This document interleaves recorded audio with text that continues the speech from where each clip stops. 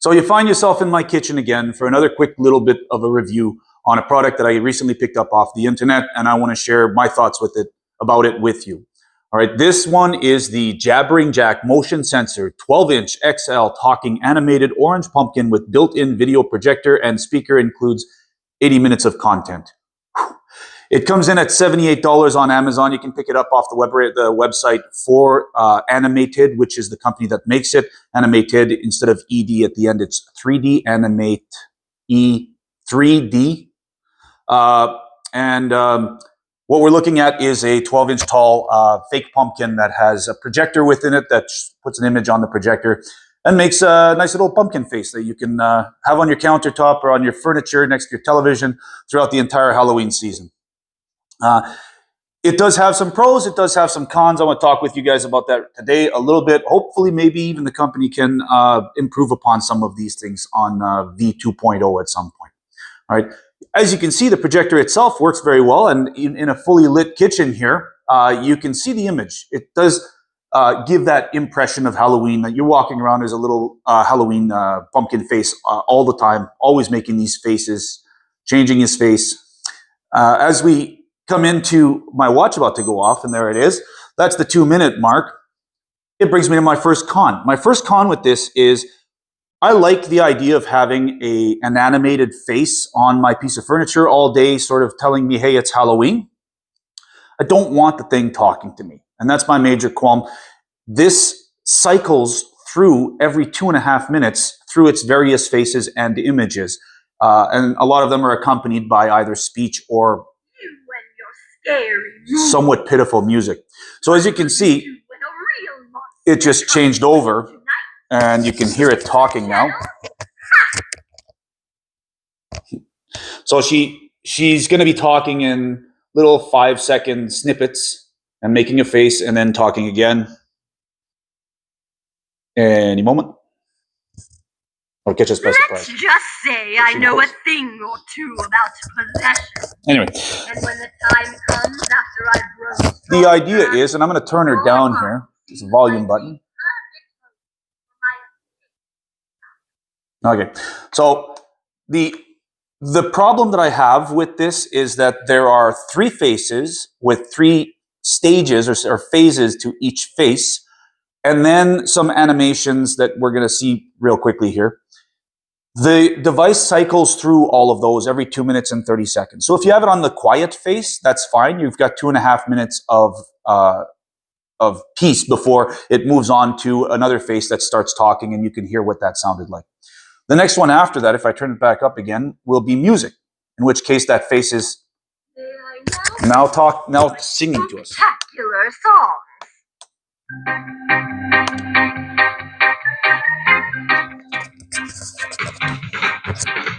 I know a thing about possession. I think I'd like so not great.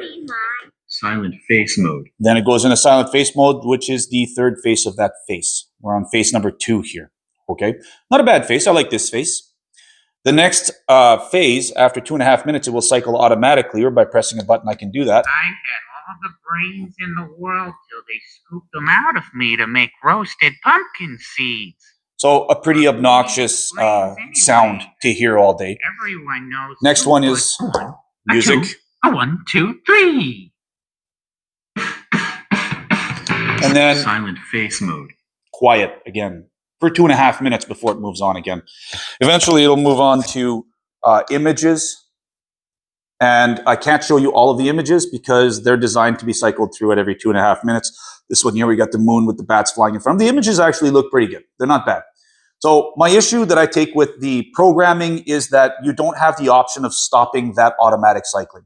I would be very happy with just silent putting that face on, that face, and just leaving it on all day long. If it wanted to quietly go from face to face, that would be just fine with me too. Now you do obviously have volume buttons along the top. They're not labeled, so you actually have to guess at which one is volume up and what volume down. So those look like this, with the middle button there being your cycling button to get from face to face and face to face. So if I press the down, down, down, down button on the volume here, I'm going to get a face going like quieter down. Actually, that's the loud button. Here we go. Okay. So now we've got the volume down. And that's how I deal with the fact that it has to cycle through all of its things. So if you lower the volume, you leave it down, yeah, you can leave this thing on all day long and it's not going to bother you, and it does change faces.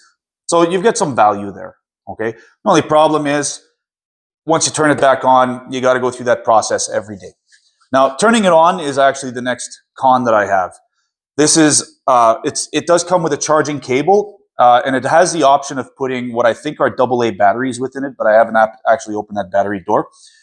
I've currently got it just running off of a power bank, and one of the reasons that I've got it doing that is because the cable that they supply with it is only probably around 30 inches long. It's not very long. So it would have to be very close to an outlet unless you have an extension for the USB. So it comes with a USB-A to USB micro, 3-foot long cable. So you can use a charging block like for your cell phone to plug it into the wall. But again, it would have to be within 3 feet of that outlet. Or you're going to have a USB extension or get a different cable. The next qualm that I have is about the cable is unplugging it. It's a USB micro. And I just don't know how in 2025 any new product can be hitting the market with a USB micro instead of a USB-C. For one, USB micros are very thin and very pliable. So this one is actually already a little bit bent. All we had to do is maybe move this pumpkin once and the thing bends or wants to fall out. A USB-C would have been a much better option. You can see where that plugs in at the bottom there with this tiny little USB micro hole. Okay, so that's problem number 2 with the charging. And then because I didn't turn the device into the off position before I unplugged it, watch me plug it back in. It's going to boot up. And she goes right back to talking, which means that every time I got to turn the device on, every day I turn the device on, I got to go through the trouble of figuring out which one of the buttons is the volume button and turning it down. All right. So with regard to the projection itself, it's a really nice, clear image, and the images themselves are attractive. I like the images themselves. You do have the option, and it's in the instruction manual for it, to freeze the image. And I don't remember which combination of buttons it is, but you press 2 buttons at once, and it'll actually just freeze it. There we go. I just got it. So it's actually a simultaneous press of the volume up and volume down buttons, but it's not actually a simultaneous press. If you're trying to get this working and you can't figure out why, you have to actually press one of the buttons a quarter second before the other button. If you press them at exactly the same time, it won't freeze it. But I find a very limited use to freezing the image like that, because if I wanted a pumpkin with just a static face on it, I could probably buy something like that for $5.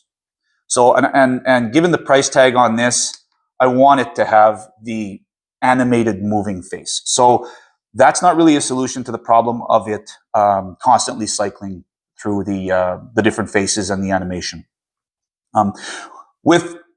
There's also a sensor on the front, and you can operate it off of it's a 3 toggle power on button, and the middle or the far on position activates the motion sensor, in which case I think it stays dormant or quiet until you walk in front of it.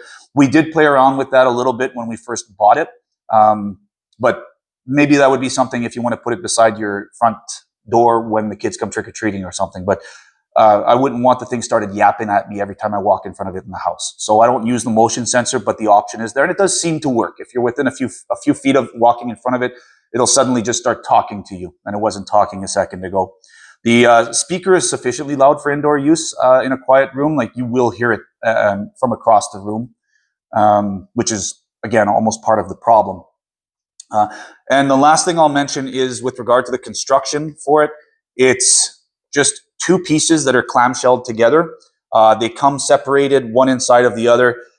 It was actually a bit of a thing trying to get these together. They have tabs that have to fit within the top and the bottom here, and then and once they're together, you have to be, you see, it already wants to come apart on me. You have to be delicate with it. It doesn't really want to stay together. Maybe the elasticity of the plastic that they use, almost like a resin plastic. And then the cap holds those two pieces together once you've got them together. It took my son and I, 4 hands, a good solid 10 minutes to just try to fit these pieces together. Once we've got it together, I'm never taking it apart again.